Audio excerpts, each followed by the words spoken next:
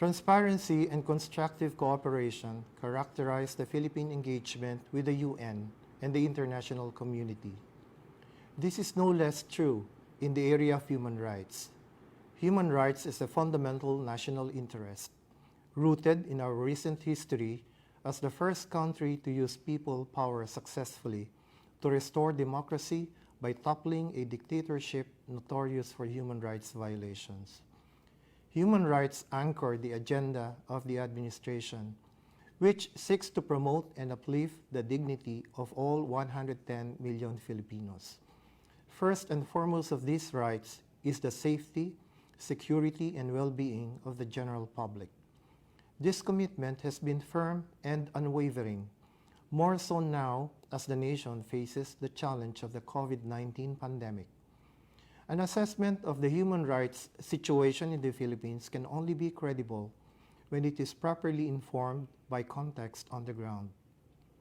Like many governments, we face problems that heavily bear upon efforts to improve the lives of our people and secure their future. These include drugs, corruption, criminality, and terrorism. We cherish our newly won, hard-fought democracy, so we are deeply concerned about the inroads made by the drug trade in the subversion of democracies.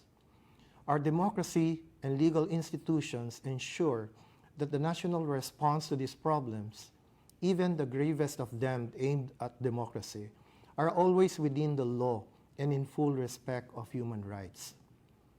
Excellencies, our President ran and won on a campaign promise of a drug-free Philippines, where our people are safe and their rights protected.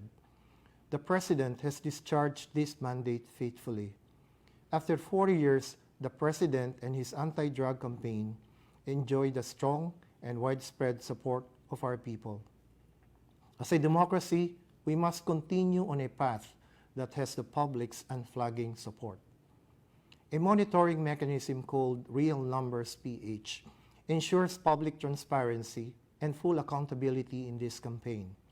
It accounts for and publishes evidence-based outcomes of the campaign across 42,046 villages across the country, as well as figures on law enforcement actions and drug-related cases in the courts. Our government has also conducted briefings and dialogues with the representatives of the diplomatic community in the Philippines on human rights issues of concern to them. The aim being to provide more transparency and better appreciation of such issues. Further briefings are planned. We have also established an interagency panel chaired by my office that is conducting a judicious review of the 5,655 anti-illegal drug operations where deaths occurred. The Philippine National Police is obliged by its internal mechanisms to conduct motu proprio investigations, whether or not there are complainants, on all law enforcement operations that result in deaths and take action on this basis. This review panel, external to the Philippine National Police, reevaluates these cases and examines the propriety of reinvestigating them or filing appropriate charges against erring law enforcement officers.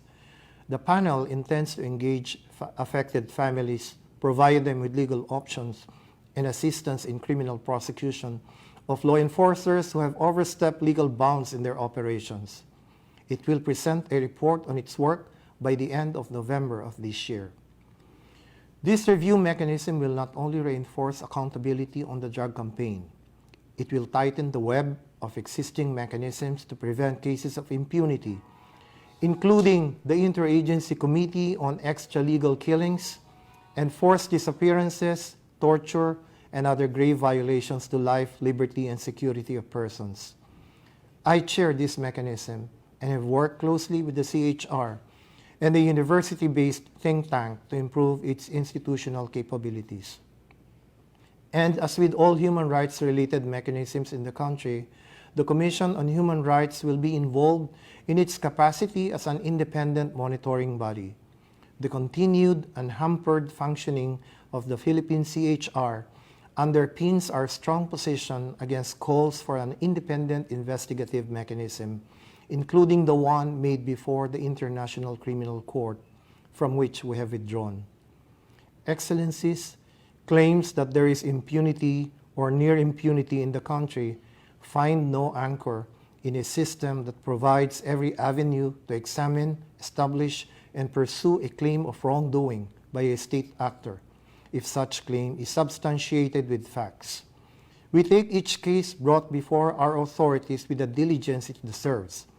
In the same manner, we ask that the human rights mechanisms exercise due diligence in validating allegations brought before them by parties. The independence of our courts is affirmed by convictions of an Army General in 2018 and of members of a high-profile political family and police officials in 2019, and the indictment of a former police chief in January this year.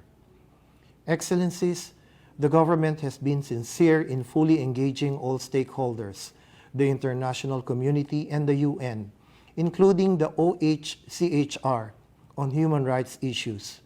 We intend to broaden positive engagement with the UN system, including through an expanded cooperation framework and stronger platform of partnerships, which we are discussing with the UN Resident Coordinator in the Philippines.